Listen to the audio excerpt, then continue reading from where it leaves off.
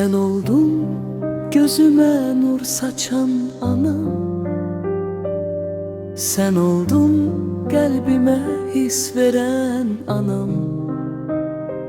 Yaxşı ki Allah'ım bəxş etdi səni.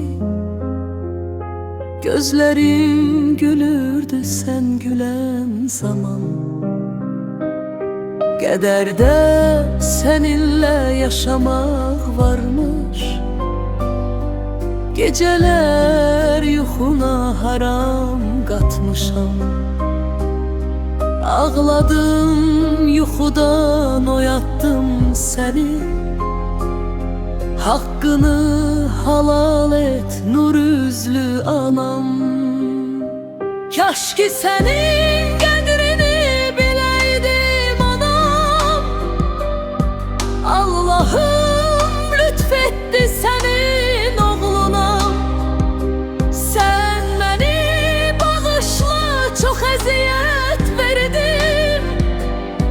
Amma mən özümü bağışlamanam.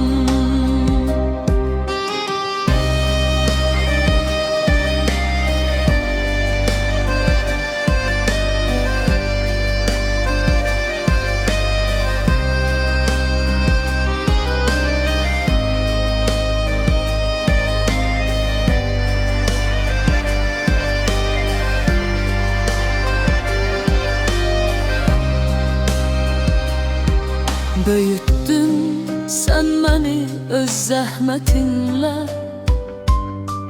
Fayda verməliyəm mən vətənimə. Əskərə gedəcəm böyük həvəslə. Allah üçün vuruşacam düşmənlərimlə. Anam dualarını eksik etmesen.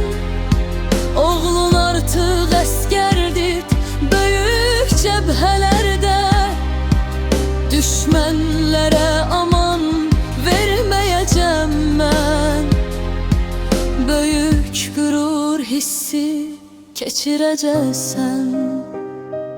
Kaş ki sənin qədrini biləydim anam. Allah'ım lütfetti senin oğluna. Sen beni bağışla, çok əziyyət verdim. Amma mən özümü bağışlamaram. Kaş ki sənin qədrini biləydim anam. Allah'ım lütfetti senin oğluna.